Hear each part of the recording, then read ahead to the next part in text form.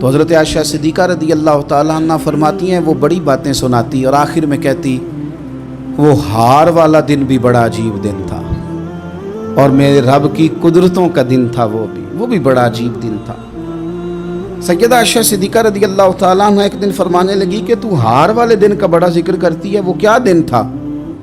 تو خاتون کہنے لگی اماں جی وہ دن تھا جب میرے رب پر بھروسہ اور مضبوط ہو گیا، جس دن میرا اپنے رب پر توکل اور بڑھا، میرے ایمان میں یقین میں اور پختگی آئی۔ کہنے لگی میں ایک گھر کی کنیز تھی، نوکرانی تھی، اس گھر میں ایک بچی تھی جس کے پاس سونے چاندی ہیرے جواہرات کا ہار تھا۔ اس زمانے میں نا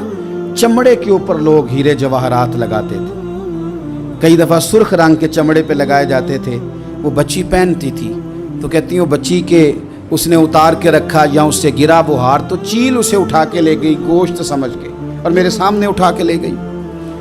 گھر والوں نے مجھ سے پوچھا، یہ بخاری میں موجود ہے، گھر والوں نے پوچھا مجھ سے کہ وہ ہار کہاں ہے، تو میں نے کہا چیل اٹھا کے لے گئی۔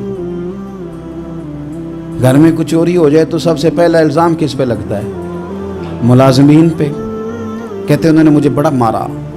بڑی تکلیف تھی، حتیٰ کہ میری شرمگاہ تک کی تلاشی،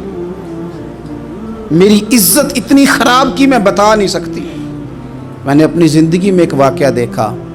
ایک امیر گھر میں چوری ہو گئی، ملازم کو اتنا مارا کہ وہ چارپائی پہ پڑ گیا، پولیس والوں سے اتنی مار پروائی گئی کہ وہ بیچارہ چارپائی پہ پڑ گیا، اور پھر وہ اتنا بیمار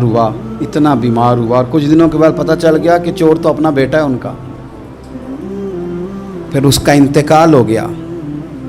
اب وہ سیٹھ صاحب اور گھر والے آ کے نا مرنے والے کے کان میں معافیاں مانگ رہے ہیں، کان میں۔ تو میں نے ان سے پھر کہا تھا کہ یہ تو اب چلا گیا ہے، تمہارا زور چلتا تھا نا تو تم نے قانون خریدا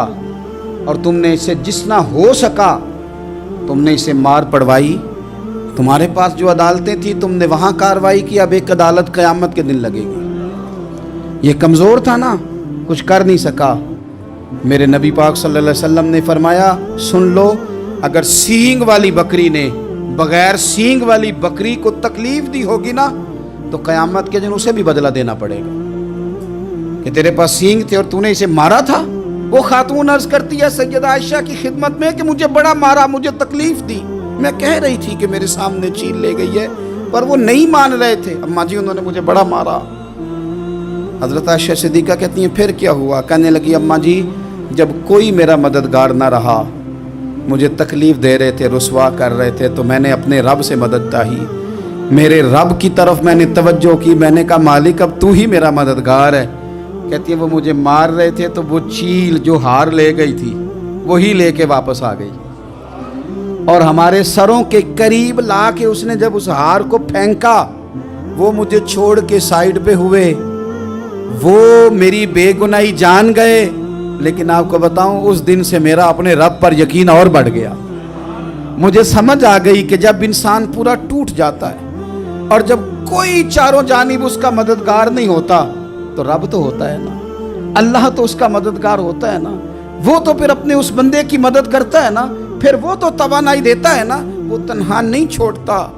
وہ تو آنسوؤں والوں کے آنسوؤں پہ بڑا کرم فرماتا ہے، وہ تو قسم پرسی میں آ جاتا ہے، اس کی رحمت بڑھ کے استقبال کر لیتی ہے۔